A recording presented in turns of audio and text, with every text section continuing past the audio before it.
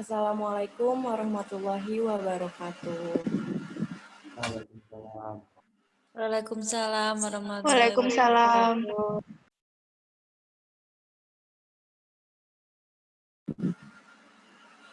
Selamat sore, Ibu, Bapak yang saya hormati. Pertama-tama, marilah kita panjatkan puji dan syukur atas nikmat dan karunia Tuhan Yang Maha Esa yang diberikan kepada kita semua. Sebelum memulai acara pada sore hari ini, marilah kita berdoa bersama, berdoa menurut kepercayaan dan keyakinannya masing-masing. Doa dipersilahkan.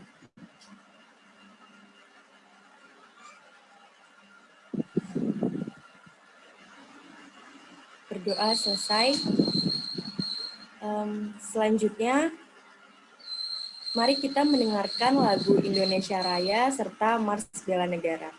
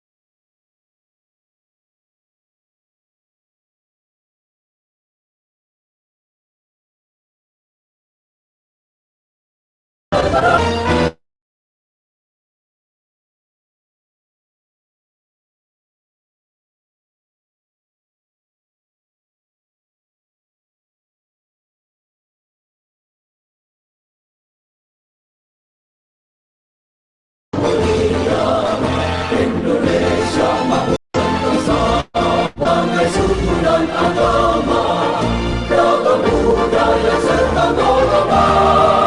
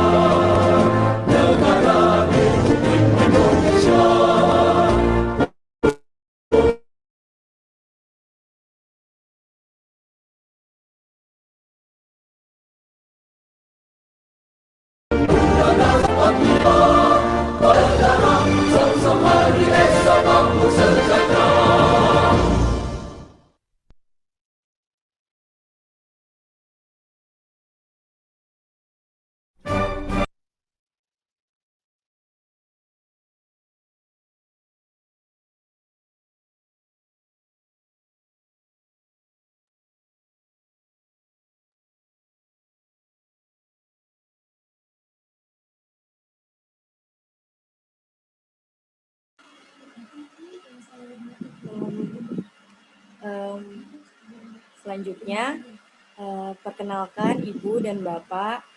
Saya Cornelia Novianti, mahasiswa UPN Veteran Yogyakarta.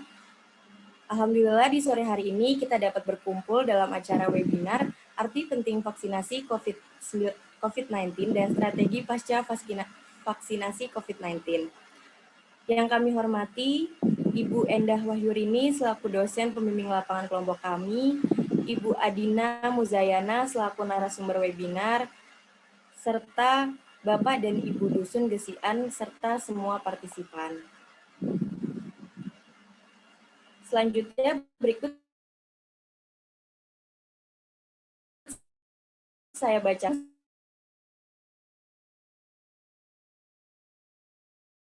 susunan acara hari ini.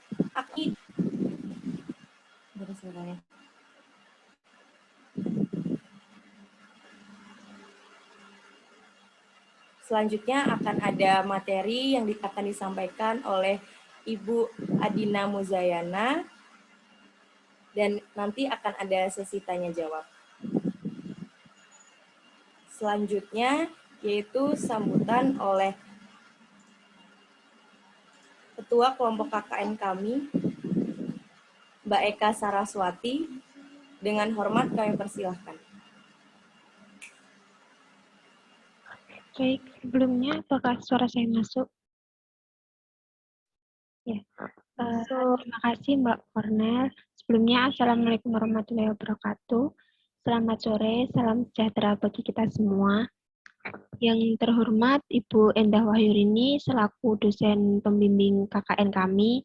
Yang saya hormati Bapak Kepala Dusun Gesian, Bapak Handoko yang saat ini belum bisa hadir mungkin karena masih ada halangan. Yang saya hormati Ibu pembicara hari ini yaitu Ibu Adina Muzayana selaku pembicara dari Puskesmas Moyudan serta para hadirin yang sudah meluangkan waktunya untuk hadir di Zoom meeting pada sore hari ini. Puji syukur kehadirat Tuhan Yang Maha Esa yang telah melimpahkan rahmat serta hidayahnya sehingga kita bisa berkumpul di Zoom meeting pada sore hari ini dalam keadaan sehat tanpa halangan suatu apapun. Pada kesempatan sore hari ini, kami mahasiswa KKN dari UPN Veteran Yogyakarta menyelenggarakan webinar mengenai sosialisasi pentingnya vaksinasi untuk penanggulangan COVID-19 dan strategi pasca vaksinasi. Harapannya dengan adanya sosialisasi ini dapat memberikan pengetahuan terutama berkaitan dengan vaksinasi sehingga bisa lebih yakin untuk mengikuti vaksinasi yang merupakan program dari pemerintah yang sehingga juga dapat meningkatkan kekebalan tubuh bagi kita. Saya selaku Ketua Kelompok KKN mengucapkan banyak terima kasih kepada Bapak, Ibu, dan teman-teman yang sudah meluangkan waktunya untuk hadir mengikuti sosialisasi pada sore hari ini. Saya juga mengucapkan mohon maaf apabila nantinya dalam pelaksanaan webinar ini ada kesalahan. Mungkin hanya itu yang bisa saya sampaikan, kurang lebihnya mohon maaf. Wassalamualaikum warahmatullahi wabarakatuh. Waalaikumsalam. Terima kasih atas sambutannya Mbak Eka Saraswati. Selanjutnya yaitu sambutan dari Ibu dosen pembimbing lapangan kami yaitu Ibu Endah Wahyurini. Dengan hormat kami persilahkan. Baik, Assalamualaikum warahmatullahi wabarakatuh. Selamat sore, salam sejahtera buat semuanya.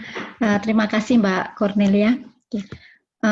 Yang terhormat Ibu Adina Muzayana, Sugeng Rawuh Ibu, kita belum pernah bertemu. Ya ini mohon maaf nanti Ibu langsung membantu adik-adik mahasiswa KKN kami Ibu dari Kami juga belum pernah ketemu ini Bu.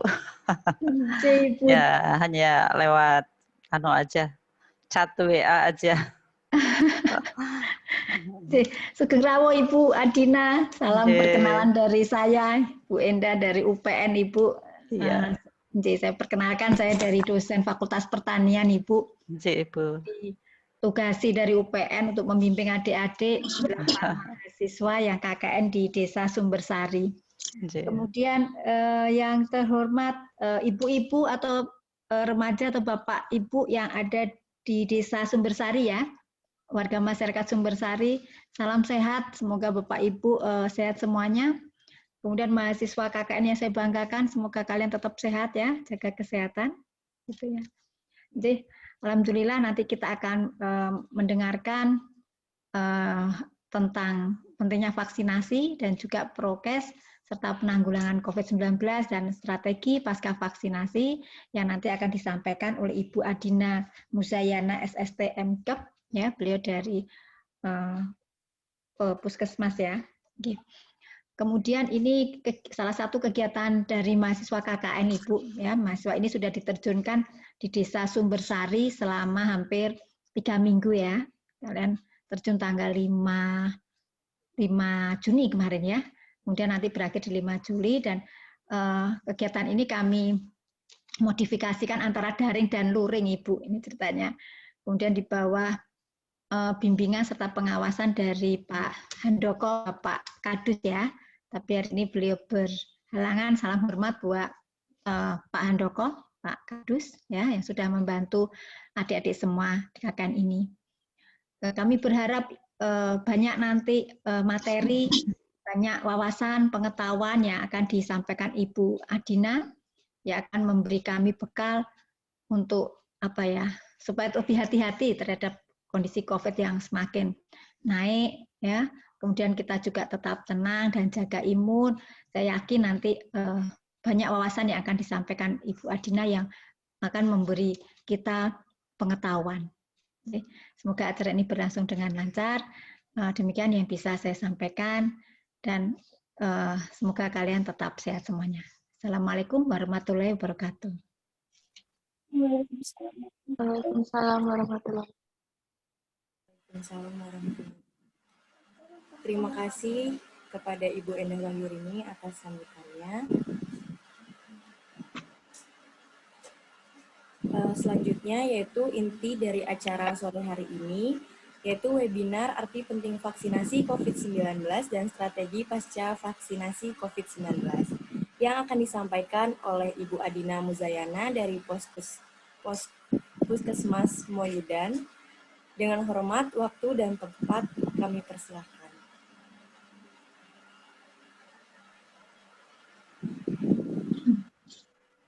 Selamat sore. Assalamualaikum warahmatullahi wabarakatuh.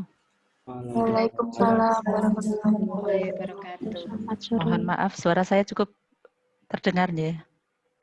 Karena kebetulan di sini ramai, terdengar ya. Yang terhormat Bu Endah Wahyurini selaku dosen pembimbing dari mahasiswa UPN Veteran Yogyakarta. Yang saya hormati Bapak Kepala Dusun yang kali ini belum hadir, ya semoga nggak lama lagi hadir ya Pak Kadus. Kebetulan tadi kita sedang diskusi juga di grup gugus COVID, jadi mudah-mudahan setelah diskusi selesai beliau bisa bergabung. Kemudian yang terhormat rekan-rekan mahasiswa UPN Veteran yang tengah menjalankan praktek KKN ya, KKN di Dusun Gesian Sumbersari. Kemudian seluruh peserta webinar yang kali ini dapat bergabung di acara webinar sore hari ini. Sebelumnya perkenalkan dulu, nama saya Adina Muzayana, biasa dipanggil dengan panggilan yang cukup singkat, Bu Dina, biasanya saya dipanggil begitu, biar nggak kepanjangan gitu. Kemudian saya bertugas di Puskesmas Moyudan, selaku bidan kebetulan saya Bu. Dan tugas-tugas di luar itu saya mengajar di beberapa lembaga diklat tentang kesehatan dan kebidanan khususnya. Pada kesempatan hari ini saya dimintai untuk menyampaikan materi tentang vaksinasi COVID-19, khususnya COVID ya. Kemarin saya juga bingung ini khusus vaksinasi atau hanya COVID saja, rupanya hanya COVID saja. COVID COVID-19 yang mana pada saat ini memang merupakan isu besar atau kondisi yang memang saat ini sangat dibutuhkan oleh masyarakat kita. Baik, untuk latar belakangnya, ini saya kebetulan minta tolong untuk screen share materinya dari teman-teman. Mohon saya dibantu untuk ya latar belakang. Monggo dilanjutkan lagi. Ya, terus ya. Ini latar belakang yang kita ketahui di Indonesia pada saat ini, saya pikir semua masyarakat sudah memahami betapa seriusnya kondisi saat ini di wilayah bukan hanya wilayah kita di Yogyakarta, DIY, namun secara luas, secara umum sudah menjadi pandemi dunia tentang kondisi saat ini, yakni pandemi COVID-19.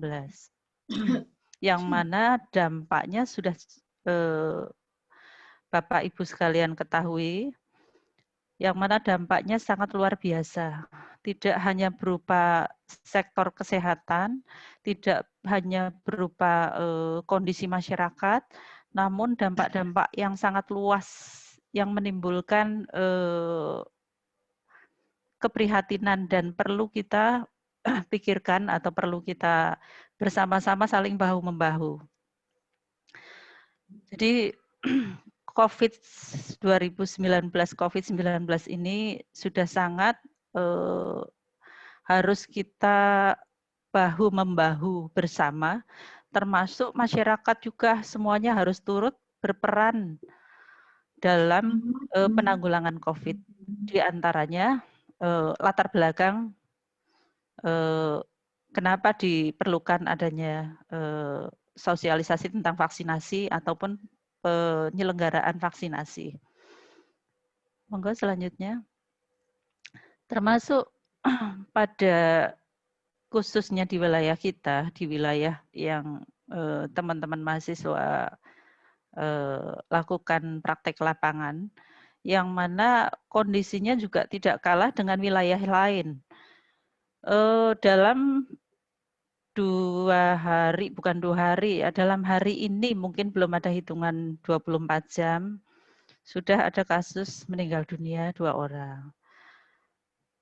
Dan dalam sehari rata-rata ada kasus bisa sampai di atas 20 orang.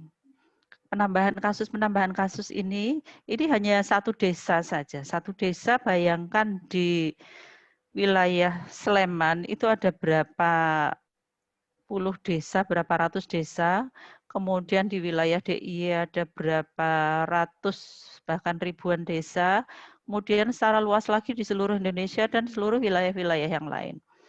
Nah, itu dikalikan dengan kasus sebegitu banyaknya, dengan kasus yang penambahan seperti itu, hingga sangat perlu adanya langkah-langkah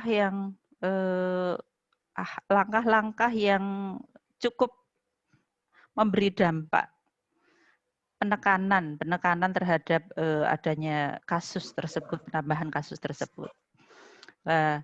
Yang perlu dilakukan diantaranya vaksinasi, penyelenggaraan vaksinasi. Vaksinasi itu bukan hanya tugas dari sektor kesehatan atau sektor pemerintah gitu ya, dari pemerintah, tapi kita perlu adanya sinergi antara pemerintah dalam hal ini di institusi kesehatan, kemudian institusi yang lain, kemudian masyarakat juga. Pemerintah melakukan upaya-upaya penyelenggaraan vaksinasi, masyarakat juga harus mendukung melakukan sinergi gitu, diantaranya dengan memakai masker, prokesnya tetap dilaksanakan, protokol kesehatan memakai masker, menjaga jarak, kemudian mencuci tangan, dan lain sebagainya.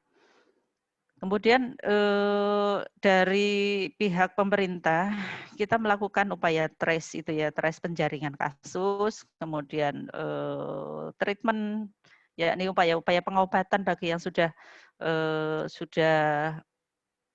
positif atau sudah menderita penyakit COVID tersebut.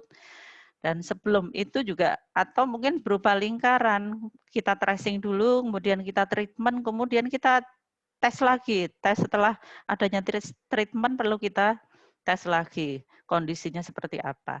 Dan bukan hanya penderita saja, tapi kontak erat di sekitar penderita itu juga perlu kita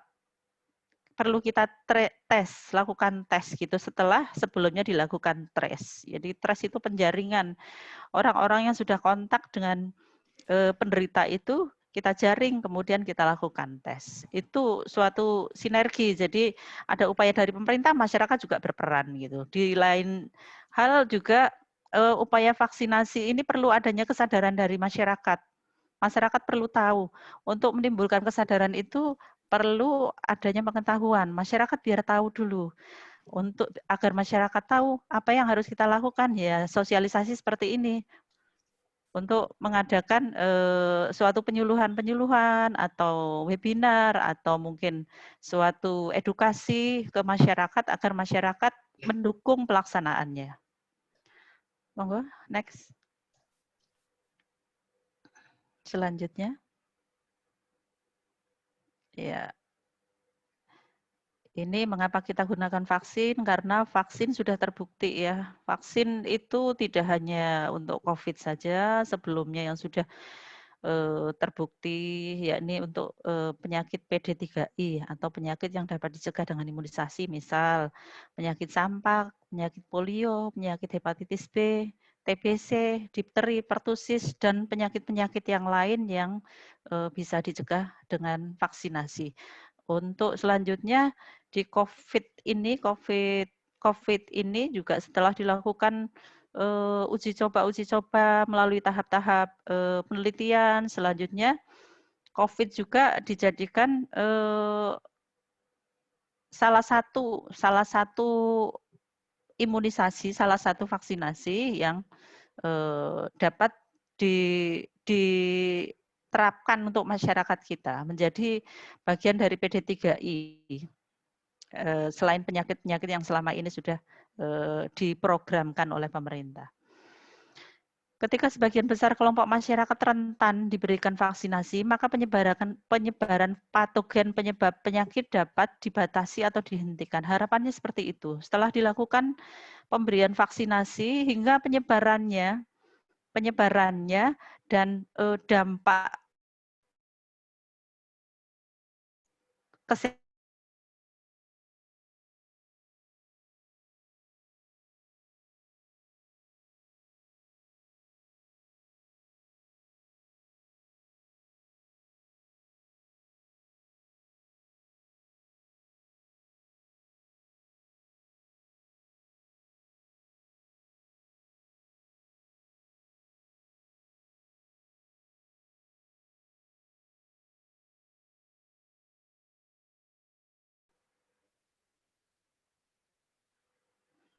slide-nya hilang ya. Halo. Ya, ya terima kasih. Monggo selanjutnya.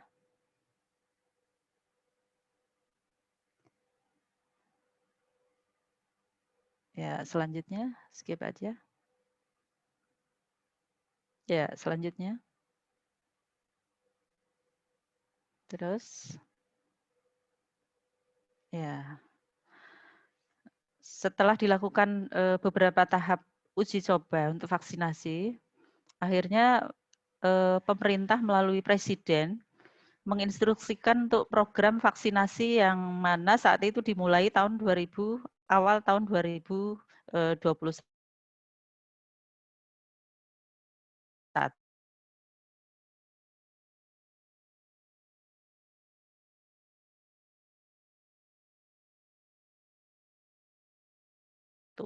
Saat ini vaksinasi semua masih digratiskan oleh pemerintah karena pemerintah sudah menanggung untuk biaya pemberian vaksinasi. Jadi mungkin Bapak Ibu ada yang berminat untuk vaksin di swasta. Seringkali ada saya mendapat pertanyaan ingin melakukan vaksin di swasta gitu. Mungkin dengan asumsi mencari vaksin yang lebih baik atau mungkin ada pilihan yang lebih baik atau mungkin tidak sabar dengan tahapan-tahapan karena vaksinasi itu melalui tahapan dengan sasaran sekian juta, ratus juta penduduk Indonesia. Kalau harus sekaligus semua selesai dalam suatu waktu itu kan nggak mungkin kan. Makanya melalui tahapan-tahapan dulu.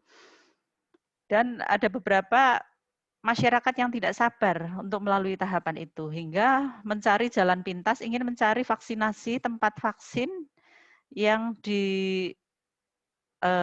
diselenggarakan oleh swasta atau yang dibuka oleh swasta.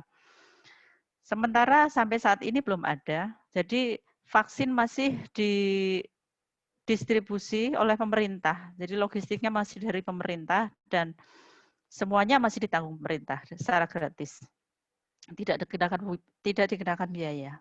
Kemudian seluruh jajaran kabinet kementerian, lembaga, dan pemerintah daerah agar memprioritaskan program vaksinasi. Jadi anggaran-anggaran di tahun 2021 itu diprioritaskan untuk vaksin dulu. Untuk kegiatan-kegiatan yang sekiranya bisa dikesampingkan atau ditunda, semuanya ditunda dulu. Jadi prioritasnya untuk vaksin, intinya seperti itu. Kemudian kebijakan yang ketiga, memprioritaskan relokasi anggaran lain terkait ketersediaan dan vaksinasi secara gratis. Segala arah anggaran dari arah manapun kita fokuskan, kita upayakan untuk prioritasnya ke vaksin gitu. Dan kebijakan keempat, saat itu Presiden memberi contoh ya, mungkin Bapak Ibu sudah menyaksikan, Bapak Presiden sudah memberi contoh yang pertama kali untuk memberi contoh dan menekan kecemasan-kecemasan atau mungkin kewaswasan masyarakat akan ketakutan-ketakutan dampak yang ditimbulkan setelah pemberian vaksin.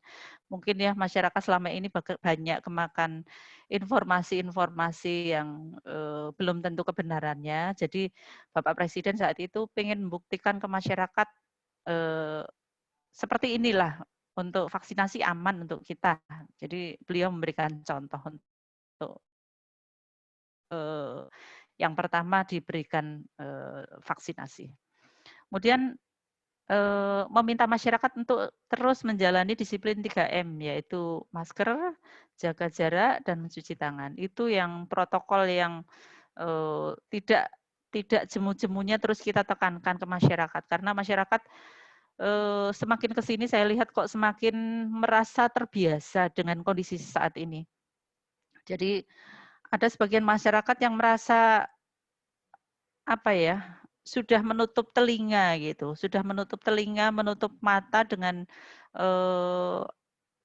apa sih itu bahaya-bahaya COVID seperti itu. Mungkin ada beberapa penyebab yang menyebabkan mereka jadi abai atau mereka jadi lengah menjalankan protokol kesehatan atau mungkin kecemasan-kecemasan selama ini sudah menjadi makanan sehari-hari mereka hingga mereka ketakutannya tuh menjadi kurang gitu.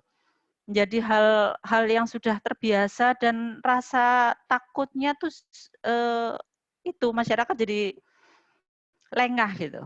Yang pada akhirnya nggak menimbulkan suatu peningkatan kasus yang seperti Bapak Ibu lihat di berita-berita atau mungkin di lingkungan sekitar Bapak Ibu atau teman-teman ada pada saat ini. Jadi kasusnya jadi semakin banyak. Barangkali salah satu faktornya seperti itu, masyarakat protokol kesehatannya kurang, kendor gitu. Semangatnya tuh kendor. Next.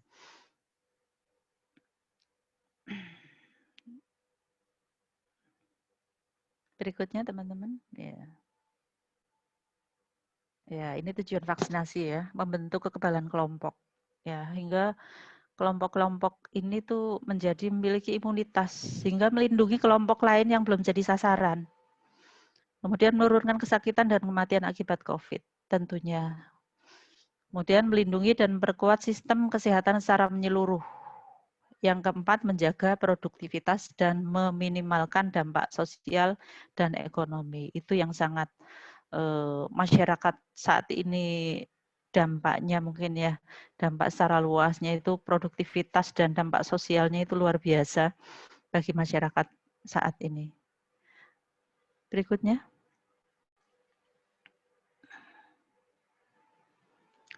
Ya, ini aspek legalnya dari Permenkes, Kemenkes, kemudian Kemenkes, kemudian keputusan Dirjen tentang pelaksanaan vaksinasi sudah ada yang memberikan landasan hukum tentang pelaksanaan vaksinasi kepada masyarakat. Mari selanjutnya. Nah, ini yang masyarakat tunggu-tunggu tentang fatwa, terutama bagi masyarakat Muslim gitu.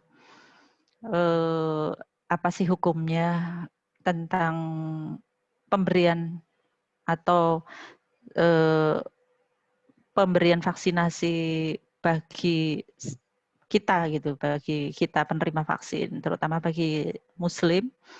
Apa sih hukumnya? Ini sudah ada fatwa dari MUI kalau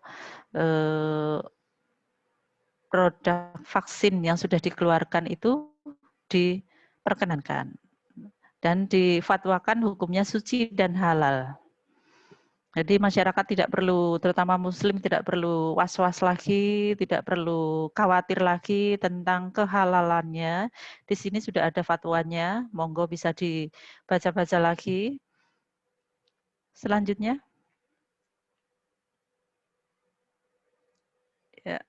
Ya, terus selanjutnya. Lanjutkan saja. Terus. Lanjut.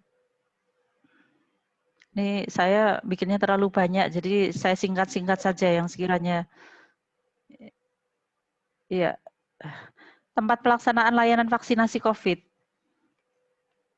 Tempat pelayanan vaksinasi pada saat ini itu sudah kita buka di titik-titik yang bisa menyelenggarakan. Yang pertama, Puskesmas. Puskesmas itu menjadi sentral distribusi vaksin di masyarakat, khususnya di kecamatan. Kemudian melebar lagi ke klinik.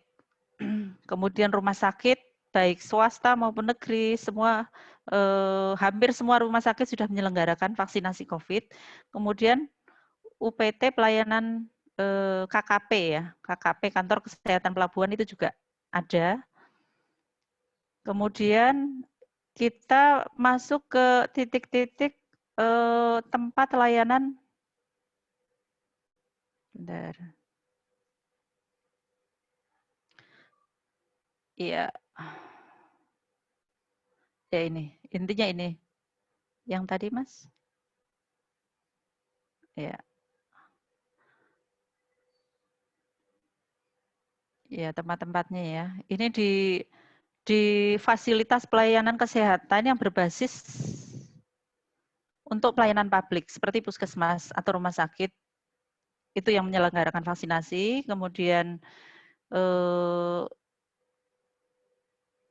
fasilitas kesehatan swasta, kemudian tempat vaksinasi massal yang mana Bapak Ibu ketahui di DIY ini ada beberapa titik, banyak sekali titik-titik yang Bapak Ibu bisa mengakses untuk vaksinasi, yakni di gedung-gedung tempat fasilitas umum seperti di JSC, kemudian di Sleman City Hall, kemudian di pasar, kemudian di tempat-tempat fasilitas layanan publik yang lain yang mana di situ banyak diakses oleh masyarakat. Untuk layanan-layanannya, Bapak Ibu mungkin bisa mengakses di link-link yang Bapak Ibu bisa cari di internet ya, banyak sekali di DIY itu. Jadi tempatnya memang informasinya itu banyak bisa Bapak Ibu atau teman-teman buka informasi, mencari informasi di internet. Jadi banyak sekali. Tidak perlu khawatir mau mencari layanan terdekat itu juga sudah bisa diakses di mana-mana. Mari selanjutnya, next.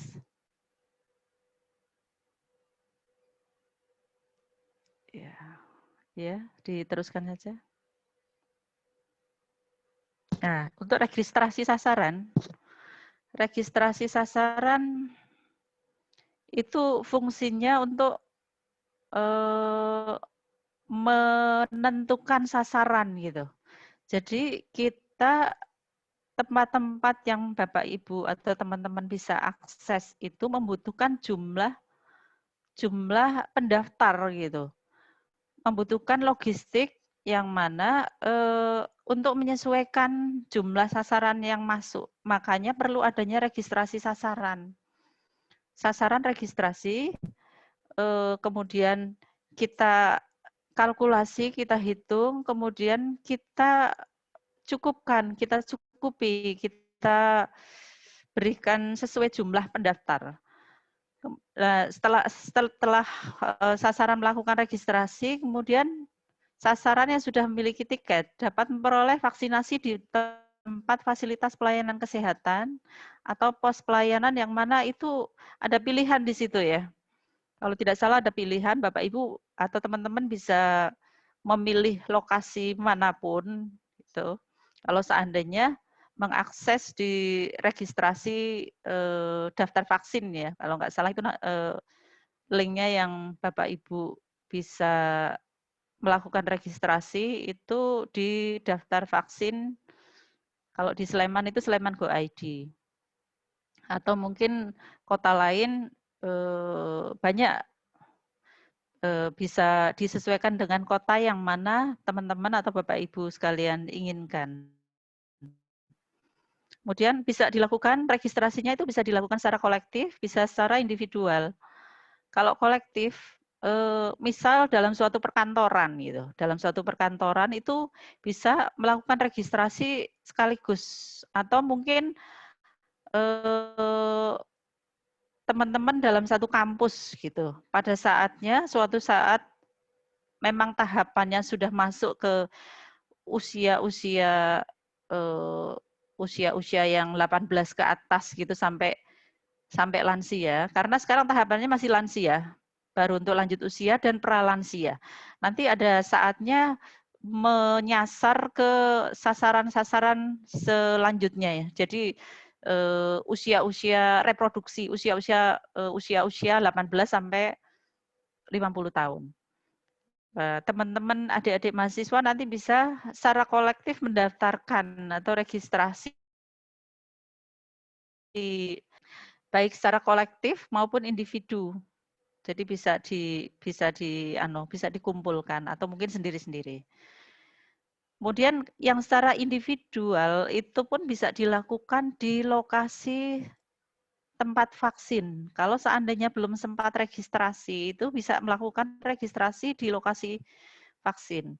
Semisal di Dusun Gesian itu ada informasi, misal tanggal 2 Juli besok mau ada pelaksanaan vaksinasi di desa gitu.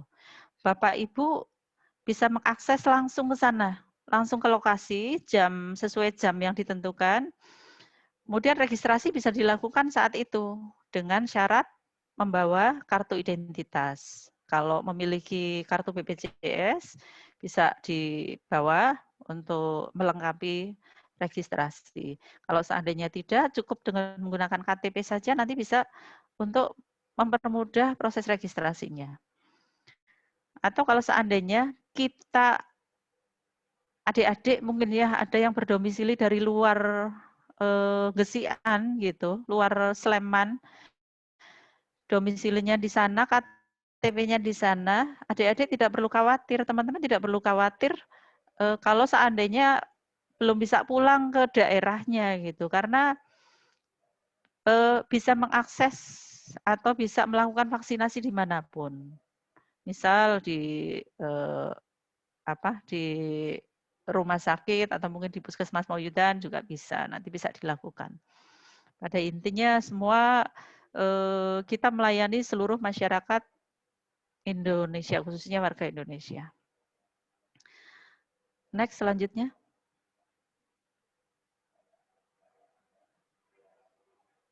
Ya, ini perlunya registrasi ya untuk perhitungan kebutuhan serta rencananya distribusi vaksin seperti ini, Bapak Ibu sekalian.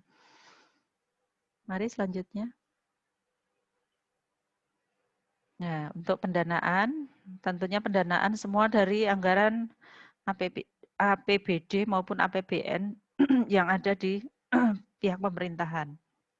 Jadi tidak ada swadana dari masyarakat, gitu tidak ada. Tidak ada swadana dari kita, entah orang punya dan memilih jenis vaksin gitu, tidak bisa. Semuanya sudah sama, semua punya hak untuk melakukan vaksinasi dimanapun dengan vaksin yang sama. Selanjutnya. Ini prinsip pelaksanaan vaksinasi. Pemberian vaksinasi COVID dilakukan oleh dokter, perawat, atau bidan yang memiliki kompetensi. Perlu ditekankan memiliki kompetensi. Hingga masyarakat tidak perlu cemas untuk melakukan vaksin dengan kondisi kesehatannya atau dengan efek samping yang mungkin ditimbulkan karena di tempat layanan tersebut tuh sudah dilayani oleh tenaga-tenaga kesehatan yang terlatih. Jadi mereka akan melakukan pemeriksaan sebelumnya, melakukan screening kesehatan sebelumnya. Bagaimana kondisi sasaran saat itu layak diberikan vaksin atau tidak. Kalau seandainya tidak layak, tentunya akan tereliminasi. Jadi tidak akan kita lakukan, gitu. Karena dampaknya mungkin dapat memberikan membahayakan kondisi kesehatan si pasien. Jika seandainya dalam screening kesehatan si sasaran tersebut layak diberikan, tentunya tidak perlu cemas lagi.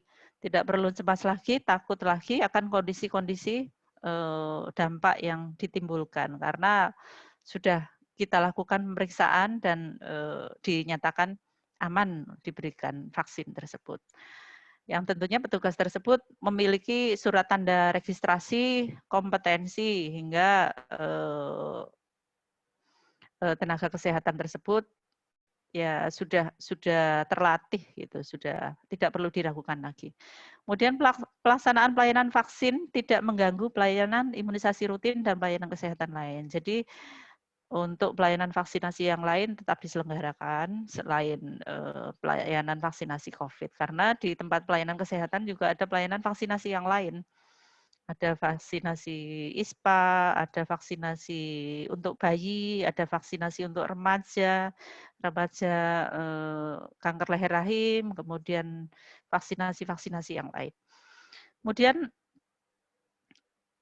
prinsip yang lain melakukan screening atau penapisan terhadap status kesehatan. Seperti yang sudah saya sampaikan tadi, si sasaran atau yang akan melakukan vaksin nanti itu ada melalui tahapan-tahapan. Setelah registrasi di lokasi, di tempat pelayanan kesehatan, akan melalui tahapan screening, yakni penapisan kondisi kesehatannya. Entah ada pemeriksaan gula darah, pemeriksaan tensi, pemeriksaan suhu, pemeriksaan fisik yang lain, kemudian wawancara. Tahapan-tahapan itu nanti akan dilalui. Makanya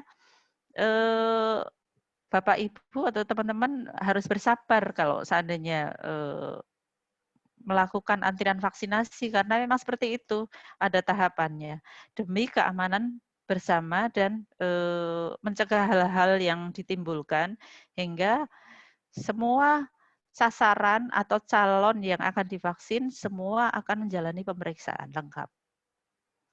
Kemudian menerapkan protokol kesehatan, tentunya ya, baik pemberi layanan maupun sasaran yang hadir akan melakukan vaksinasi, protokol kesehatan dengan jaga jarak, dengan pengukuran suhu, ada lokasi-lokasi tempat cuci tangan dan lain sebagainya.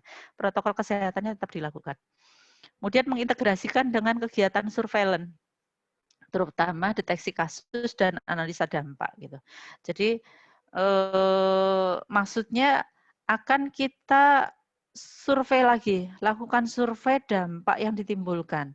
Jadi yang mana sebutan kita tuh KIPI, kejadian ikutan pasca imunisasi. Setelah diimunisasi, itu akan kita observasi, kita lihat. Jadi Bapak Ibu atau teman-teman kalau habis melakukan vaksinasi itu tidak diperkenankan langsung pulang gitu. Ada masa tunggu selama 30 menit, minimal 30 menit untuk menunggu, yang mana memberi kesempatan petugas pemberi layanan vaksinasi untuk melihat dampaknya, dampak yang ditimbulkan. Ada efek yang mengganggu kesehatannya tidak setelah diberikan vaksin. Setelah kita observasi selama 30 menit, nanti diperkenankan pulang, di rumah juga akan kita tampung keluhan-keluhan. Kita memberikan akses untuk konsultasi atau mungkin melakukan laporan, suatu laporan, misal terjadi saya setelah divaksin kok ada keluhan seperti ini, nah, nanti bisa menghubungi petugas yang pada saat itu mungkin ya diberikan nomor kontaknya, gitu, kemudian bisa dihubungi sewaktu-waktu.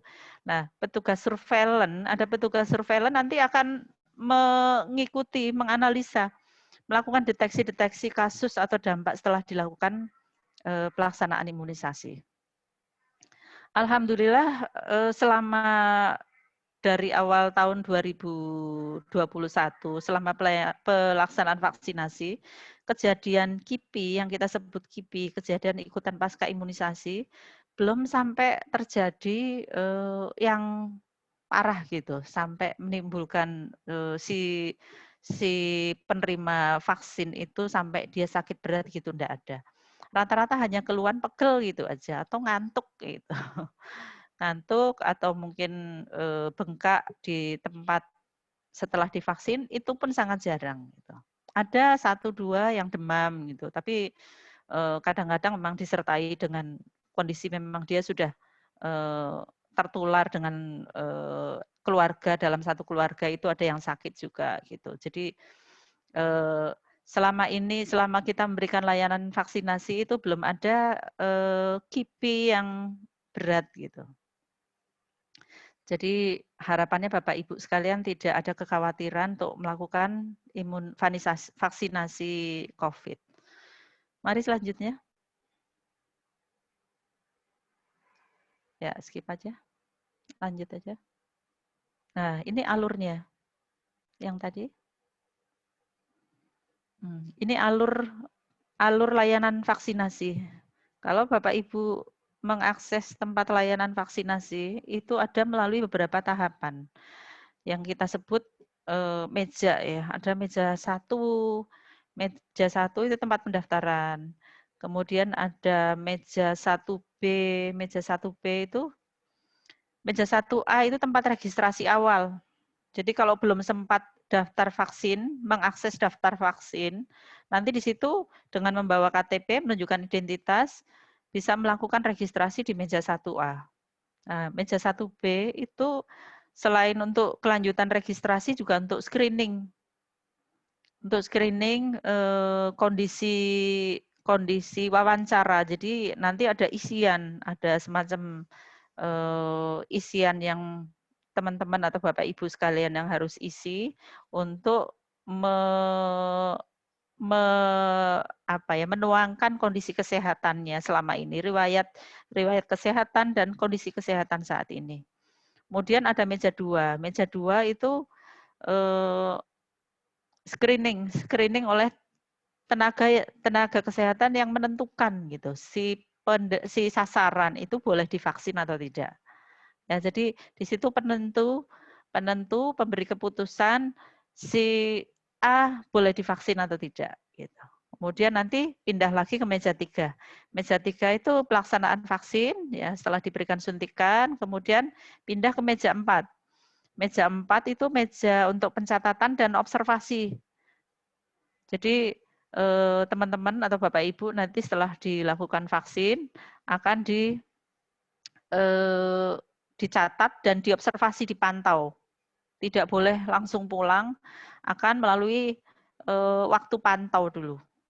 Nah, dipantau, kemudian kalau seandainya ada keluhan, nanti di situ juga disediakan obat.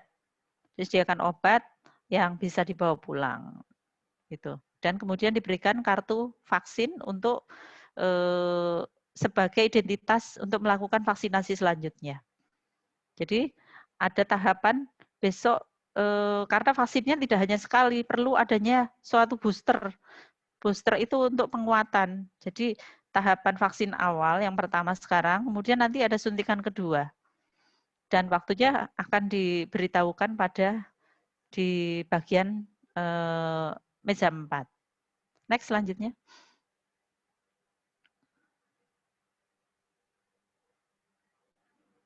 Ya, selanjutnya, Mbak.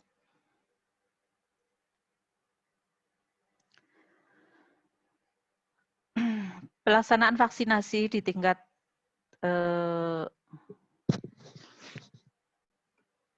perlu adanya upaya kerjasama yang dilakukan meliputi dukungan penyediaan tenaga kesehatan tentunya ya.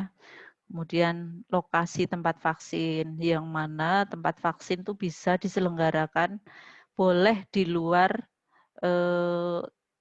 fasilitas kesehatan. Namun tenaga pelaksananya harus tenaga kesehatan. Pelaksanaannya mungkin seperti di Sumbersari itu di Balai Desa Sumbersari.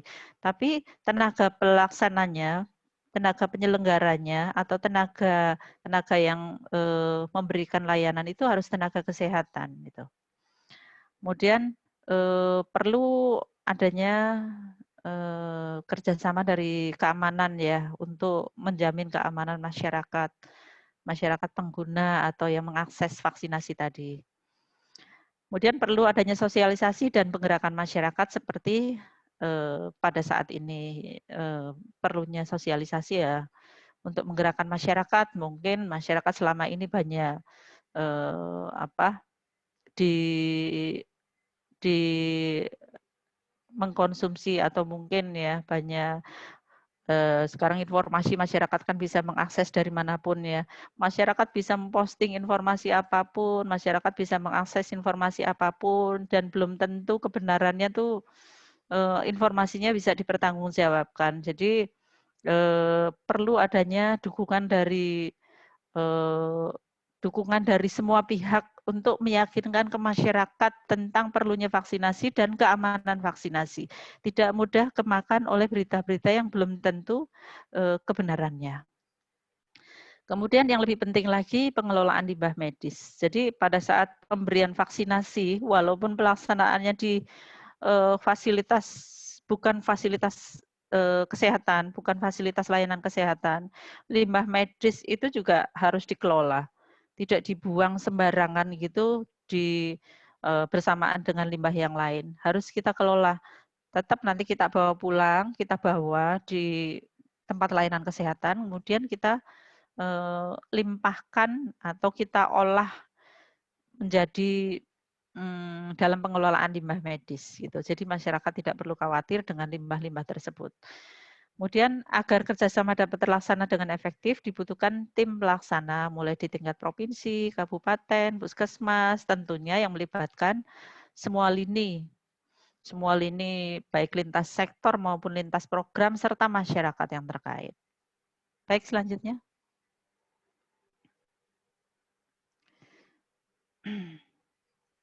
Selanjutnya. Ya, terus selanjutnya. Ya, sudah selanjutnya. Lanjut.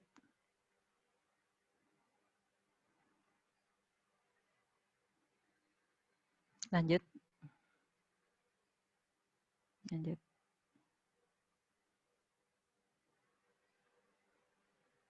Lanjut aja.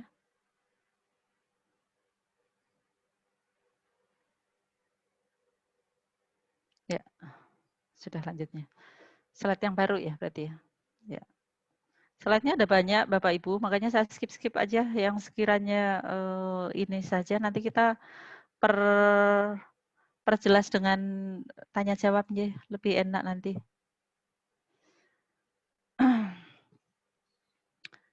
Lanjut. Ya, lanjut lagi.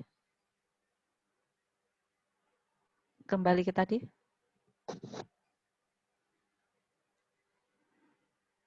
Jadi silsilah vaksin itu sudah dari sejak zaman yang tadi Mbak, sebelumnya Mbak, sudah dari sejak dulu ya, sudah lama, dari sejak era kakek nenek kita. Jadi macam-macam jenis vaksin. Sebelumnya Mbak, naik lagi. Ya. Ya.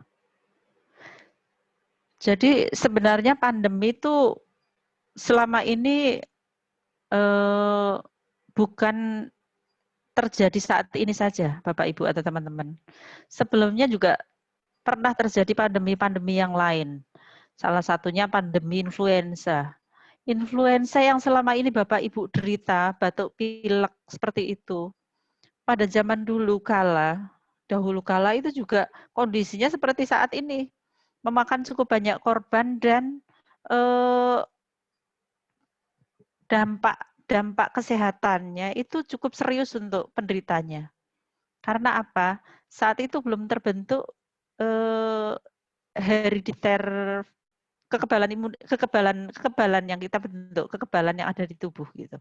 Belum terbentuk kekebalan kelompok, kekebalan kita gitu, kekebalan manusia belum terbentuk karena jenis penyakitnya juga baru, jenis penyakit baru muncul hingga tubuh kita tuh belum mengenal, tubuh manusia tuh belum mengenal, khususnya manusia ya, tubuh manusia tuh belum mengenal. Jadi untuk memberikan herd immunity atau kekebalan yang muncul di tubuh kita itu perlu adanya pengenalan. Pengenalannya ya seperti itu diantaranya, biar dampaknya tidak terlalu serius untuk kita, itu pengenalannya dengan pemberian vaksin. Ya salah satunya vaksin ya vaksin influenza, yang sudah ada tuh influenza, dan sekarang ini vaksin COVID gitu. Selama ini zaman dulu influenza juga yang terjadi seperti ini tuh, banyak menimbulkan korban. Setelah terbentuk kekebalan di kelompok masyarakat hingga penyakit itu tuh menjadi penyakit hal yang biasa gitu, dampaknya tidak seserius kalau penyakit yang baru. Makanya perlu ada pengenalan seperti itu. Nah, termasuk campak ya, ada influenza, campak, TBC. Itu dulu menjadi pandemi di dunia, bukan hanya di Indonesia tapi di dunia. Hingga pada akhirnya terus para peneliti atau ilmuwan membentuk atau mencari solusi dengan vaksinasi pembentukan obat-obat vaksin tersebut. Dan salah satunya COVID tersebut. COVID juga sekarang menjadi hal yang baru hingga sekarang ditemukan jenis vaksinnya dan harapannya nanti ke depannya menjadi hal biasa di masyarakat seperti flu biasa gitu. Ya, monggo next selanjutnya.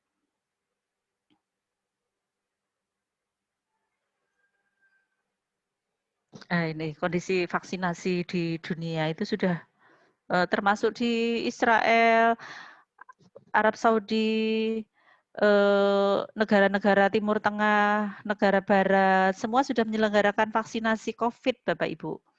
Jadi tidak perlu khawatir karena di daerah-daerah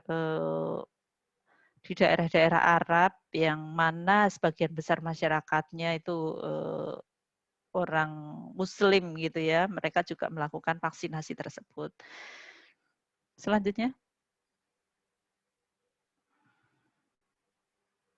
Lanjut. Ya, terus lanjut. Ya, lanjut. Nah, ini tahapan kemarin ya. Adanya suatu ketakutan masyarakat karena tahapan awal pelaksanaan program vaksinasi di Indonesia saat itu diawali oleh tenaga kesehatan. Tahapan awal tentunya melalui proses perdebatan dan ketakutan-ketakutan terutama bagi calon penerimanya. Saat itu yang diawali oleh yang menjadi sasaran itu tenaga kesehatan. Mereka sangat cemas gitu. Waduh, kita jadi bahan uji coba. Asumsi yang mereka rasakan, dia merasakan jadi bahan uji coba. Padahal sebenarnya namanya vaksin begitu sudah dikeluarkan izinnya oleh POM gitu, tentunya sudah melalui tahapan-tahapan uji coba. Jadi sudah aman, sudah ada izin pemberiannya, tentunya sudah melalui tahapan uji keamanannya.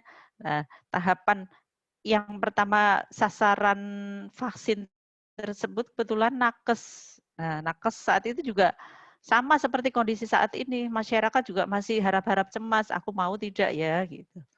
Tapi setelah melalui proses edukasi, proses pendekatan, terus melalui pertemuan-pertemuan, seminar, penyuluhan dan lain sebagainya, dan setelah melihat teman-teman yang sudah divaksin ternyata kok aman gitu.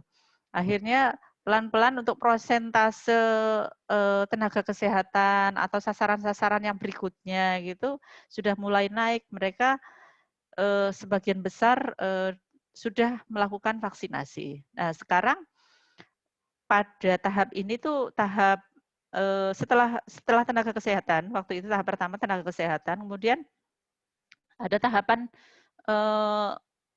tenaga pelayanan publik gitu, seperti guru atau mungkin pemberi layanan publik itulah yang banyak diakses oleh masyarakat gitu. Kemudian setelah pemberi layanan publik selesai, kemudian sekarang masuk ke tahapan lansia. Dengan asumsi lansia itu juga dia sasaran yang rentan gitu, rentan menderita suatu penyakit, salah satunya penyakit COVID tersebut hingga perlu diprioritaskan untuk didahulukan gitu. Nah, sekarang masih dalam tahapan lansia. Lansia sudah pelan-pelan prosentasenya naik gitu. Prosentasenya naik sudah berapa persen, semakin naik semakin banyak. Nah, sekarang sudah mau turun lagi ke pralansia, jadi 50 tahun ke atas gitu. Jadi ada tahapan-tahapannya, Bapak Ibu nggak perlu khawatir, semuanya nanti akan divaksin.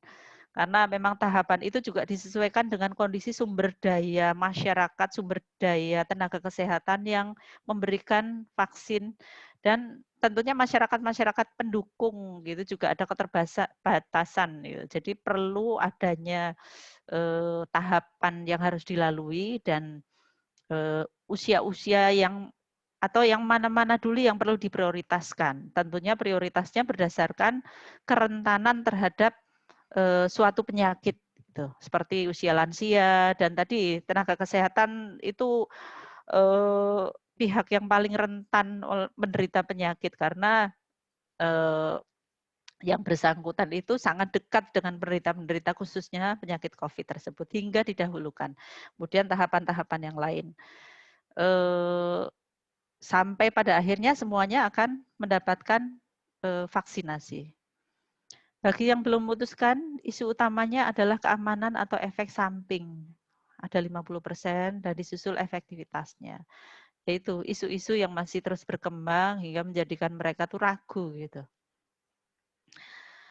Namun seiring dengan berjalannya waktu, pelaksanaan setelah masyarakat tahu, oh ternyata teman-teman yang sudah divaksin kok aman-aman saja. Bahkan si penderita hipertensi, penderita penyakit-penyakit komorbid yang sekiranya sudah melakukan vaksinasi juga mereka aman-aman saja. Akhirnya rasa ketakutan itu pelan-pelan dapat diatasi hingga mereka memiliki kesadaran untuk melakukan vaksinasi. Harapannya semua masyarakat juga seperti itu. Semuanya tidak ada rasa ketakutan, sudah ada jaminan keamanan, sudah dibuktikan oleh masyarakat sebelumnya yang melakukan vaksin semuanya baik-baik saja, sangat sedikit prosentasenya yang menderita keluhan atau KIPI tadi. Next selanjutnya.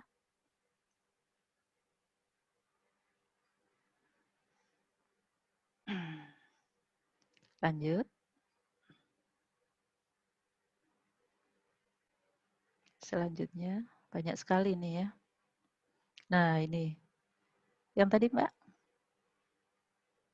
Nah, teman-teman atau Bapak Ibu sekalian sering ya mendapatkan informasi-informasi melalui media sosial atau melalui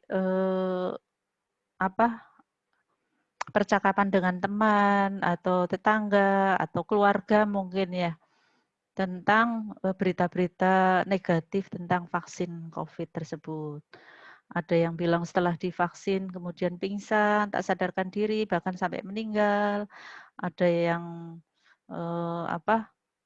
vaksin tuh ada chipsnya, ada yang setelah divaksin itu terus menjadi sakit COVID dan lain sebagainya. Itu perlu Bapak Ibu kaji lagi atau perlu dipikirkan lagi Bapak Ibu sekalian atau teman-teman sekalian kalau mendapatkan berita itu perlu dicari lagi informasi kebenarannya, tidak terus menelan mentah-mentah, kemudian menyampaikan lagi berita yang ada yang belum tentu kebenarannya, kemudian disebarkan lagi, itu sungguh sangat disayangkan. Mari selanjutnya. Nah ini 5 cara mengenali berita-berita yang tidak benar ya. Berita yang tidak benar terutama di media sosial. Teman-teman bisa periksa alamat webnya atau alamat linknya, kredibel tidak, bisa dipertanggungjawabkan tidak, yang menyebarkan siapa gitu. Bisa dicek. Sekarang kan masyarakat sekarang sudah cerdas, sudah bisa menilai gitu.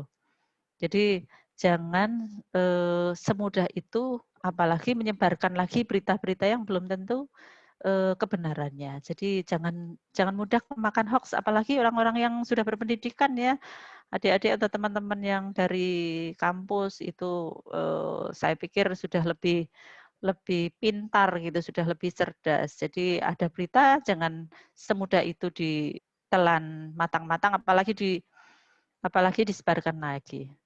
Periksa halaman tentang situs websitenya yang menampilkan informasi tersebut, dilihat kredibel atau tidak. Periksa apakah ada kalimat yang menyuruh pembaca untuk membagikan pesan tersebut ya.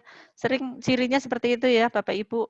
Kalau ada informasi berita apa gitu, nanti di terakhir itu terakhir beritanya ada embel-embel jika tidak di-share ke 20 teman Anda atau grup nanti akan ada berita buruk yang menimpa Anda. Itu sering seperti itu ya. Itu salah satu ciri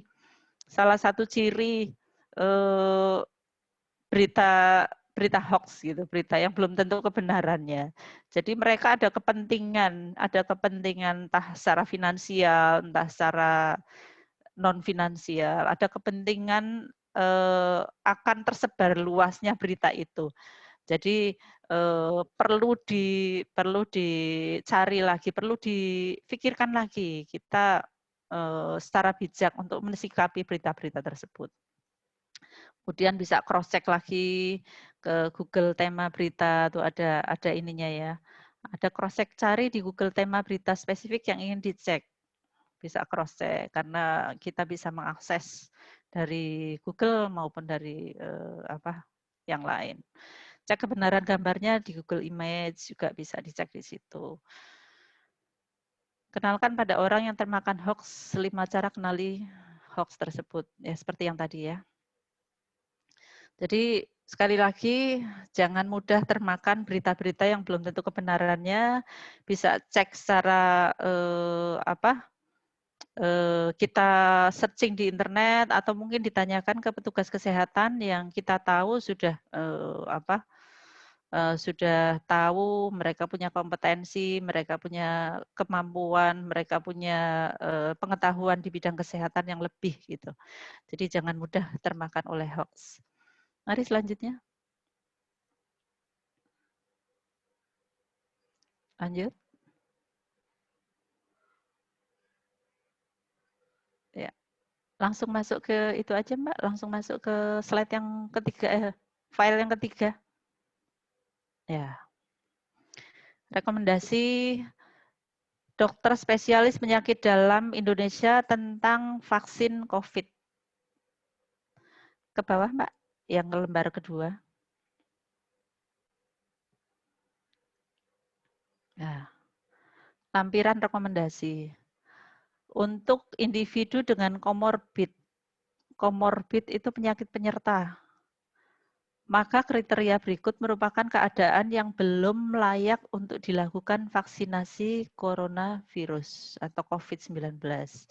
Saya share di sini biar Bapak Ibu juga memahami, mungkin ya bagi yang merasa menderita penyakit komorbid di bawah ini, salah satunya atau mungkin lebih dari satu, bisa jadi bekal gitu, jadi bekal untuk nanti menyampaikan gitu. Jadi jangan malah ditutup-tutupi kalau punya penyakit pada saat akan melakukan vaksinasi karena sudah keburu pengen vaksin kemudian penyakitnya ditutup-tutupi.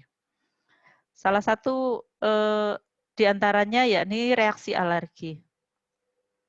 Jika si sasaran tersebut atau seseorang tersebut memiliki reaksi alergi, pernah divaksin atau pernah memiliki riwayat alergi, itu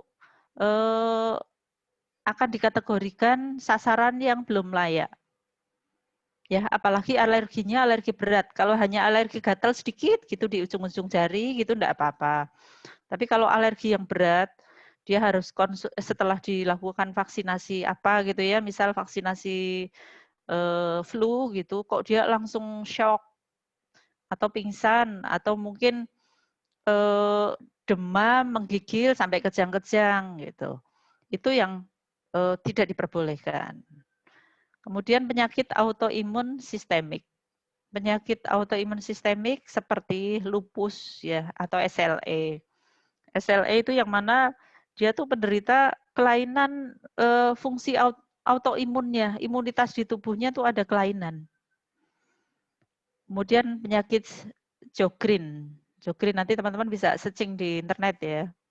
Kemudian penyakit rematik rheumatoid arthritis gitu, penyakit rematik, penyakit sendi, peradangan sendi.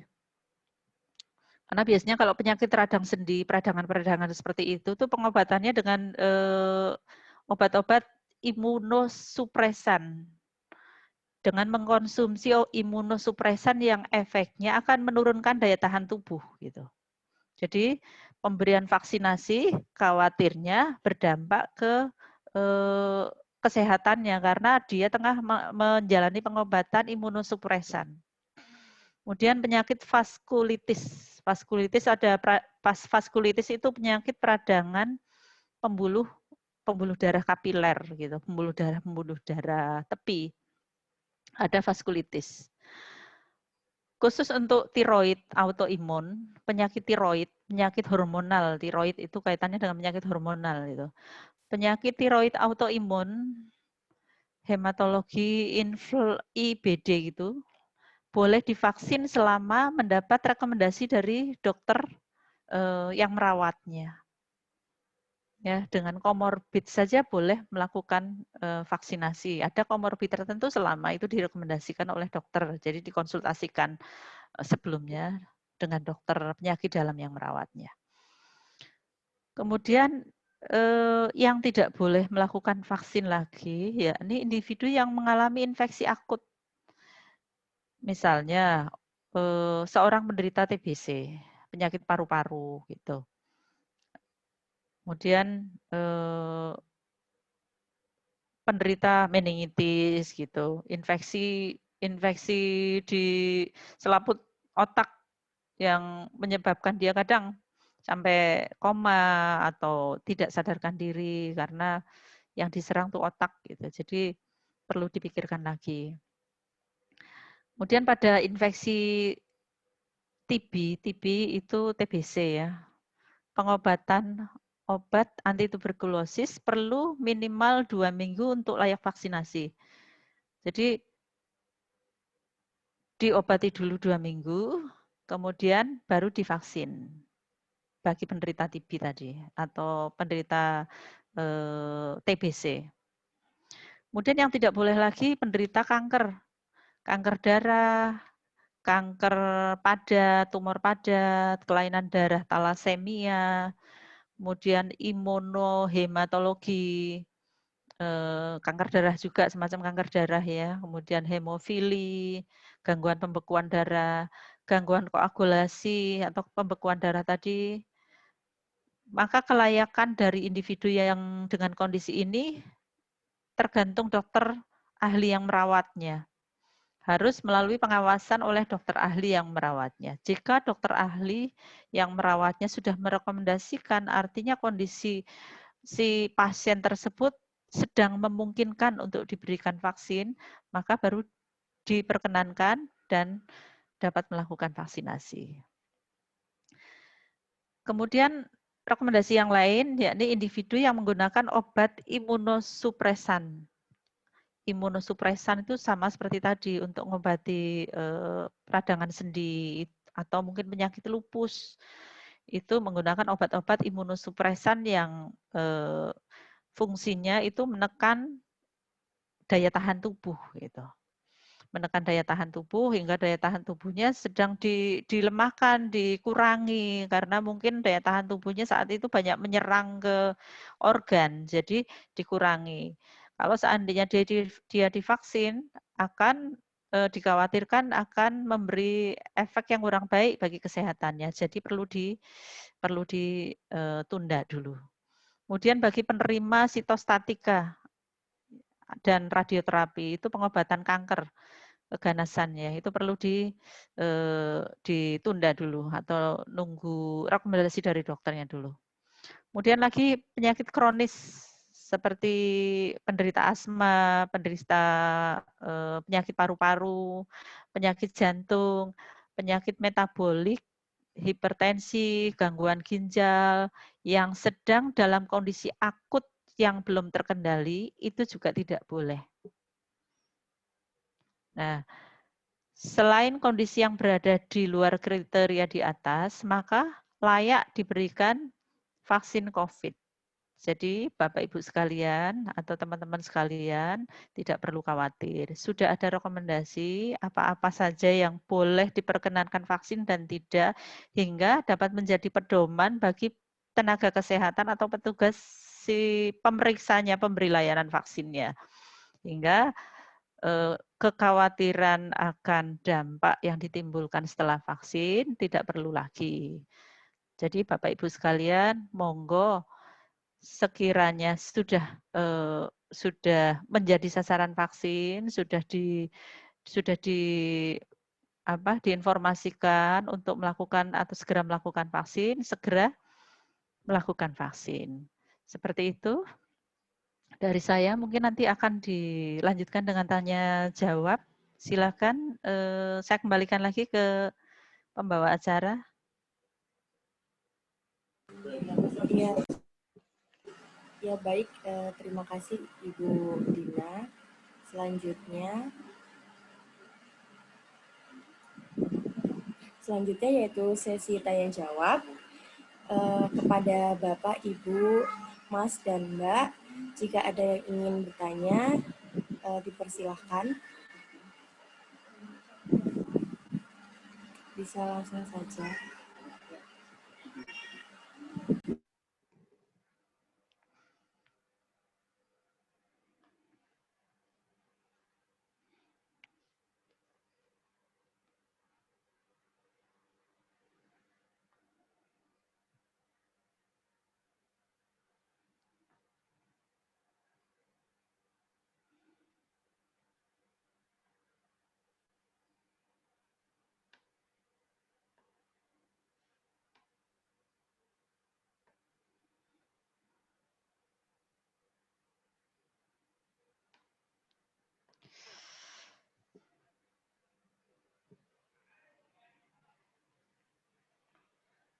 Monggo Bapak Ibu ada yang membutuhkan informasi tentang vaksinasi atau mungkin dari adik-adik juga boleh, teman-teman dari Masih Bu mahasiswa. Dina, Ye, ini saya mau bertanya. kenalan dulu ye, siapa ini? Saya Ganti dari UPN. Iya, Ingin bertanya Bu, saya kan sudah vaksin yang pertama, iya. dosis pertama.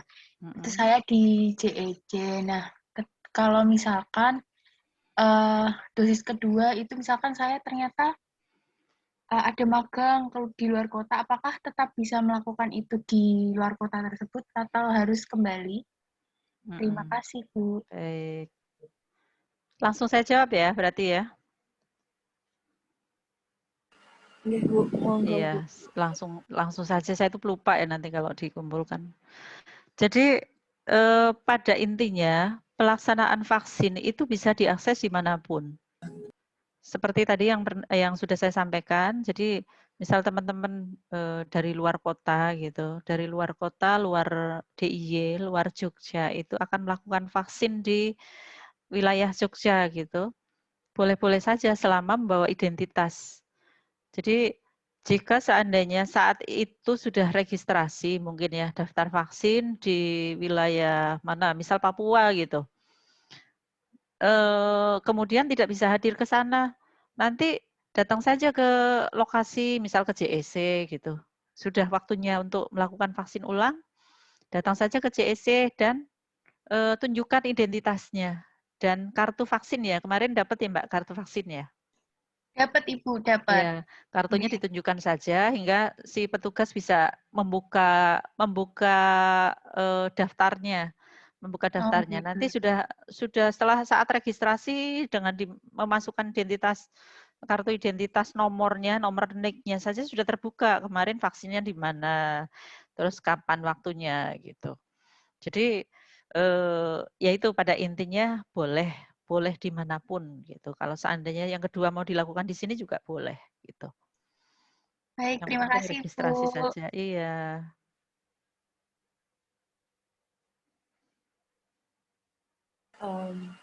Mohon maaf Ibu, saya sebelumnya ingin bertanya Bu. Saya Cornelia dari Iya. UPN Veteran Yogyakarta. Iya. Mungkin kan di luar sana ada beberapa orang yang masih takut vaksin gitu Bu. Masih belum percaya adanya COVID-19 juga. Kami sebagai warga, sebagai masyarakat awam, sebaiknya menjelaskan hal yang seperti itu bagaimana gitu Bu? Iya. Mungkin itu dari saya. Ketakutan vaksin atau takut gimana? Atau takut Kalau masyarakatnya? tadi sempat ini Bu di grup Gesian, di grup WhatsApp Gesian itu beliau menyampaikan video terkait potensi bahaya COVID. Beliau bertanya kalau mohon maaf, potensi bahaya vaksin COVID-19 2019. Itu beliau bertanya bagaimana nggih perihal video-video yang seperti ini gitu Bu. Iya. Ya, begitu Bu. Ya, teman-teman atau adik-adik itu tadi kan sudah saya sampaikan di slide sebelumnya itu ya. Jadi jangan mudah termakan hoax atau berita yang belum tentu kebenarannya. Jadi tolong disampaikan ke masyarakat kembali, tugas Anda atau tugas kalian itu menyampaikan informasi yang sudah diterima, terutama saat ini ya. Sudah diterima saat ini, kalau berita-berita yang dirasa masih diragukan kebenarannya, jangan semudah itu dicerna atau diterima gitu. Tolong klarifikasi ke tenaga kesehatan atau tenaga yang memiliki kompetensi dalam bidang tersebut. Bila perlu ke pihak puskesmas, karena puskesmas yang menjadi institusi pembina gitu ya, memiliki daerah binaan wilayah tertentu. Jadi konsultasikan dulu ke tenaga kesehatan, klarifikasi dulu kebenarannya sebelum menyebarkan berita atau mempengaruhi orang lain. Jangan beritanya kebenarannya belum tentu benar, kemudian sudah mempengaruhi orang lain. Dia nggak percaya, orang lain dipengaruhi gitu, bukan untuk sendiri, tapi disebarkan ke masyarakat. Dia akan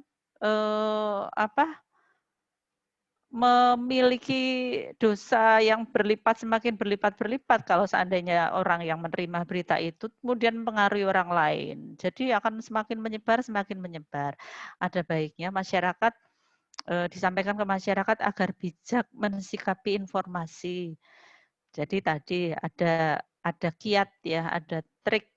Kalau mungkin masyarakat bisa mengakses, kalau seandainya enggak, ya mungkin yang lebih sederhana, tanyakan dulu ke dokter, tanyakan dulu ke bidan, atau tanyakan dulu ke puskesmas gitu. Jadi sampaikan ke masyarakat seperti itu. Dan kita bagi orang yang ya apa ya lebih dekat dengan dunia pendidikan, sebaiknya juga lebih bijak lagi untuk mensikapinya. Jangan terus akhirnya mengiyakan gitu, jangan mengiyakan. Tapi tolong disadarkan ke masyarakat, disampaikan lagi ke masyarakat. Cobalah mencari tahu. Belum tentu berita itu benar gitu. Cobalah mencari tahu ke orang yang lebih paham tentang hal ini, khususnya tentang vaksinasi.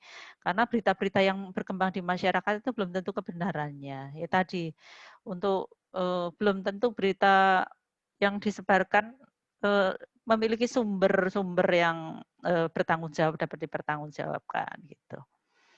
Jadi tugas teman-teman sekalian untuk menyampaikan ke masyarakat agar seperti tadi, ya tidak termakan, tidak mudah begitu saja termakan informasi yang belum tentu kebenarannya. Gitu nggih. Nggih, Bu. Terima kasih, Bu.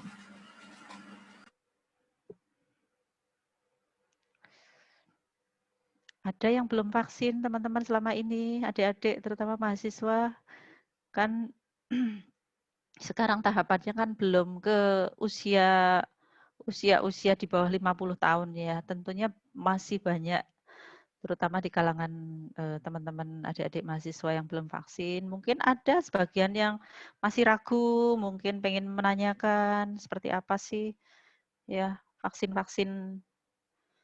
Apalagi sekarang ya berkembang isu-isu tentang AstraZeneca, tentang Sinovac, seperti itu ya. Mungkin adik-adik perlu mencari tahu, silakan. Nanti akan saya jawab, kalau saya bisa menjawab, kalau enggak ya nanti akan saya tanyakan ke yang lebih memahami lagi. Halo Ibu, Iya, saya Sarah ya. Sarah, iya dari UPN. Nah, saya mau tanya terkait yang Ibu sampaikan barusan. Nah, saya tuh sering baca-baca gitu Bu, yang Sinovac sama AstraZeneca itu kan dia banyak kayak efek-efeknya gitu. Nah, itu sebenarnya benar nggak sih Bu terkait hal itu gitu? Baik teman-teman, saya akan menyampaikan jenis vaksin selama ini yang digunakan khususnya di Indonesia gitu. Yang pertama yang sudah berjalan kemarin tuh Sinovac. Ya, vaksin Sinovac itu diproduksi oleh dari negeri Cina ya, diproduksi oleh pemerintahan Cina. Kemudian sekarang mulai ada bergeser gitu, bukan bergeser ya. Untuk logistik vaksinnya sudah ada yang baru, yakni jenis AstraZeneca. Yang mana vaksin tersebut itu diproduksi oleh dari Inggris. Ya, saya akan menyebutkan perbedaan antara AstraZeneca dan Sinovac. Perbedaannya seperti apa? Kalau mungkin vaksin Sinovac yang selama ini yang diproduksi oleh Cina, selama ini itu sudah berjalan sekian bulan. Dan sekian ribu orang, bahkan jutaan orang sudah menerima vaksin Sinovac. tentu kecemasan dari teman-teman atau mungkin masyarakat itu sudah lebih berkurang gitu ya dari Sinovac tersebut. Tapi sekarang vaksin yang baru, keluar vaksin yang baru nih, mulai bulan Juni ini, bahkan akan dimulai bulan Juli, AstraZeneca. Lah, berkembang isu lagi. Dulu Sinovac juga berkembang isu, macam-macam. Sekarang AstraZeneca juga macam-macam isunya. Efek samping apa sih yang setelah dilakukan uji? Tentunya kalau vaksin itu kan ada uji kelayakan dulu ya. Uji kelayakan setelah diberikan pada relawan vaksin. Relawan yang diberikan vaksin itu apa sih efek KIPI yang ditimbulkan itu? Selama ini itu kecil sekali. Jadi AstraZeneca itu dosis pemberiannya itu sama seperti Sinovac, pemberiannya 2 kali. Hanya rentang waktunya itu lebih lama. Rentang waktunya lebih lama, kalau Sinovac itu rentangnya 2 minggu. 14 hari itu harus diberikan vaksin lagi. Diberikan booster penguatan, suntikan kedua. Kalau AstraZeneca itu paling cepat 28 hari. Namun di pemerintah itu menetapkan 3 bulan. 3 bulan baru diberikan suntikan ulang. Dengan asumsi, dengan hasil ujinya, setelah diberikan suntikan pertama AstraZeneca, itu pembentukan kekebalannya itu lebih cepat gitu loh dibanding pemberian Sinovac. Kalau Sinovac, pembentukan kekebalan imunitas di tubuh kita tuh baru terbentuk 2 minggu setelah suntikan kedua. Namun berbeda dengan AstraZeneca. AstraZeneca tuh setelah diberikan suntikan pertama, itu si penerima vaksin tersebut langsung terbentuk. Kekebalannya, imunitasnya langsung terbentuk. Itulah kelebihannya salah satu AstraZeneca. Kemudian efek-efeknya, efek yang menarik itu efikasinya. Kalau adik-adik belum tahu apa itu efikasi itu tingkat kemanjuran gitu. Seperti tingkat kemanjuran. Setelah diteliti antara diberikan vaksin dan tidak diberikan vaksin, kemanjurannya sekian persen, berapa persen sih gitu. Efikasi antara AstraZeneca dan Sinovac itu efikasinya lebih tinggi AstraZeneca. Yang AstraZeneca 70,4%, yang Sinovac itu 65%. Jadi itu kelebihannya, salah satu kelebihan AstraZeneca. Kemudian efek samping pada saat uji ke relawan itu yang ada itu nyeri, gatel, bengkak, kelelahan, ada beberapa yang demam gitu, sakit kepala. Kemudian tidak sampai menimbulkan efek-efek yang sistemik, gitu tidak. Ya, jadi sama seperti AstraZeneca juga sudah teruji gitu. Setelah dilakukan pengujian di Indonesia, yang mana di Bandung itu juga keluhan-keluhan KIPI tadi sangat jarang sekali muncul. Sama juga AstraZeneca, keluhan-keluhan tadi, kebetulan di wilayah Sumbersari itu sudah diberikan dari sejak sebulan yang lalu. Kalau nggak salah sebulan yang lalu. Dan kami belum ada satupun menerima laporan adanya KIPI. Yakni kejadian pasca imunisasi gitu belum ada satupun gitu. Jadi adik-adik tidak perlu khawatir lagi dan termakan oleh isu tadi hoax yang tadi saya sebutkan tadi. Jadi tidak perlu khawatir lagi karena pelaksanaan imunisasi atau vaksinasi sudah berjalan sekian bulan dan terbukti aman-aman saja. Harapannya tidak ada lagi ketakutan gitu ya. Bisa kalau memang sudah saatnya untuk vaksin ya segera vaksin demi keamanan dan kesehatan kita bersama, terutama di keluarga kita khususnya dan masyarakat di lingkungan kita pada umumnya. Itu ya, Mbak ya. Baik Bu, terima kasih. Sama-sama Mbak Sarah.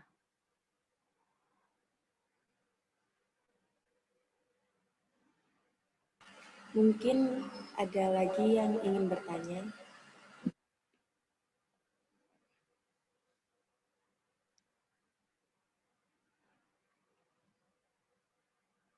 Dari warga Gesiannya nggak ada suaranya nih, ada yang bergabung enggak? Saya dari Gesian, Bu. Oh, ada yang dari Gesian. Oh iya. Iya. Dari Gesian ada yang nanya enggak? Pak Dukunnya udah rawuh belum ini? Belum, Bu. Saya mau nanya sih, Bu. Iya, Saya kan monggo udah Mbak Siwi. vaksin dosis kedua. Nah, itu efeknya dapat bekerja secara optimal ke dalam tubuh kita tuh setelah berapa hari sih, Bu? Pakai yang Sinovac atau Astra kemarin? Kayaknya sih Sinovac, soalnya yang Yang dosis pertama kedua tuh ya. Kalau yang sebulan yang lalu. Sinovac itu 2 minggu setelah vaksin kedua. Yang kedua sudah? Sudah, Ya. sebulan yang lalu. Setelah vaksin kedua itu akan efektivitas ke tubuh, pemberian kekebalannya itu sudah tinggi gitu. Jadi sudah insya Allah aman gitu, aman dibanding pemberian dosis pertama. Jadi 2 minggu setelah imunisasi yang kedua, teman-teman sudah bisa merasakan mendapatkan manfaat imunisasi secara penuh gitu. Ya, sekarang kan sudah ada 2 minggu, Mbak Sarah. Mbak siapa tadi, Mbak Sarah? Mbak Sudah Siwi. ada sebulan. Oh, sebulan ya, iya. Insya Allah sudah aman. Walaupun sudah vaksin, tetap harus prokes ya. Karena teman-teman atau lingkungan sekitar kita belum semuanya divaksin. Jadi harus tetap protokol kesehatan dijaga. Kita tetap masih bisa terinfeksi COVID sekalipun itu sudah divaksin. Yang perlu teman-teman ketahui. Masih bisa menderita COVID walaupun sudah divaksin. Hanya dampak yang ditimbulkan, efek yang ditimbulkan oleh virus COVID tadi tidak seberat dibanding kita tidak vaksin gitu. Jadi jangan menyalahkan vaksin kalau seandainya setelah divaksin positif lagi ya, masih bisa positif. Hanya kasihan nanti kalau seandainya positif kemudian menularkan ke orang yang belum divaksin gitu loh. Khawatirnya seperti itu. Terutama sasaran-sasaran yang belum direkomendasikan seperti balita atau anak-anak remaja yang di bawah 18 tahun itu kan belum direkomendasikan, masih dalam proses uji klinis. Jadi belum saatnya. Nah, khawatirnya nanti bersinggungan dengan mereka positif padahal mereka belum vaksin. Gitu ya Mbak Siwi ya. Ya, Bu, terima kasih. Ya.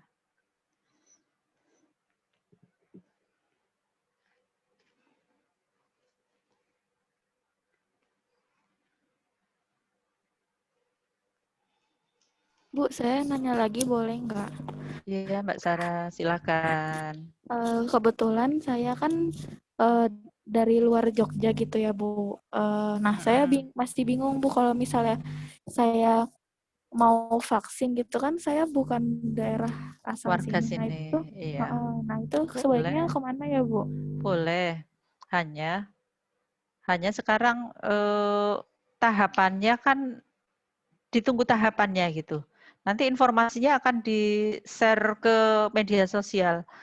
Kalau misal ada pelaksanaan vaksin di JSC kayak gitu bagi sasaran masyarakat usia sekian sampai sekian kayak gitu. Cari akses saja, buka akses aja, buka ini aja. Buka informasi, sering-sering rajin buka informasi. Hanya kalau di penyelenggaraan program pemerintah, sekarang tahapannya masih pralansia. Setelah kemarin lansia, tenaga kesehatan dulu, diawali tenaga kesehatan, layanan publik, kemudian lansia di atas 60 tahun, kemudian sekarang sudah masuk ke pralansia. Nah, mungkin kalau adik-adik belum masuk kategori usia tersebut, ya masih sabar menunggu gitu. Kecuali mungkin ada juga beberapa yang membuka layanan boleh di usia berapapun gitu, masuk aja enggak apa-apa. Yang penting ada KTP gitu, bawa KTP karena syarat registrasinya harus mencantumkan nomor NIK. Langsung saja tanpa melalui registrasi melalui daftar vaksin gitu langsung juga bisa. Jadi jangan khawatir Mbak Sarah, bisa vaksin di Jogja, masih bisa. Pokoknya selama dia warga Indonesia, semuanya diayomi oleh pemerintah. Gitu ya, jangan khawatir ya. Iya Bu, baik. Terima kasih banyak Ibu. Iya.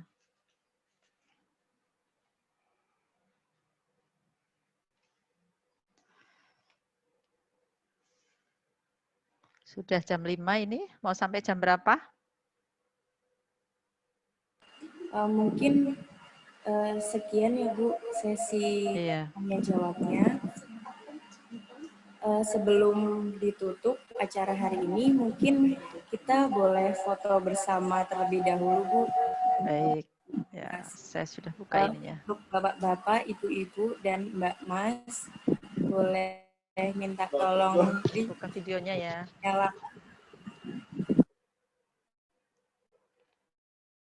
Saya lepas dulu ininya.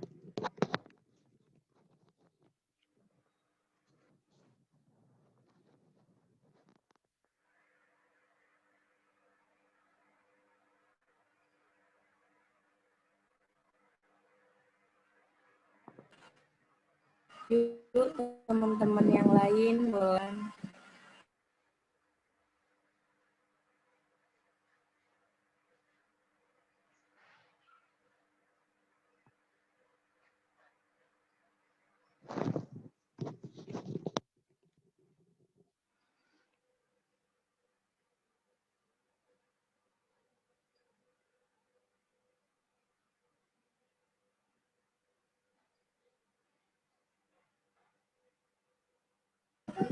Saya hitung ya teman-teman. 1, 2, 3. Ya, sekali lagi ya. 1, 2, 3. Ya. Terima kasih kepada Ibu Dina atas materi yang diberikan hari ini. Sangat lengkap. Semoga materi pada hari ini yang telah disampaikan Ibu Dina dapat bermanfaat bagi kita semua. Amin. Amin. Amin. Dan terima kasih juga kepada Bapak, Ibu, dan teman-teman sekalian yang sudah bergabung bersama kami di acara webinar terkait vaksinasi COVID-19 ini. Semoga kita semua selalu diberikan kesehatan dan keselamatan oleh Tuhan Yang Maha Esa. Saya selaku moderator mengundurkan diri. Terima kasih atas waktunya. Wassalamualaikum warahmatullahi wabarakatuh. Waalaikumsalam warahmatullahi wabarakatuh. Terima kasih Bu. Terima kasih ya Bu. Terima kasih banyak ya Bu Dina. Sama-sama. Ini kakaknya di mana kok saya nggak pernah ketemu ya? Belum pernah ke puskesmas ya? Belum Bu. Tapi tadi kebetulan habis ini Bu ada bagi-bagi masker ke Kesian. Oh, Kesian. Pak Handoko juga. Oh iya. Okay. Iya. Belum pernah ketemu ya? Kemarin saya ke puskesmas Bu, tapi ketemu Pak Ketua TU-nya Bu. Oh, Pak Desi ya? Iya. Ketemu Pak Dr. Desi. Ya, Dr. Desi yang kemarin Mas serahkan ke saya. Ya udah. Ya udah sama-sama. Semoga sukses ya adik-adik. Semoga lancar acaranya. Ya, monggo kalau ada apa-apa komunikasi lewat WA gitu aja ya. Baik Bu, makasih Bu. Ya, saya undur diri ya. Oke Bu. Bu. Nah, ini nunggu yang lain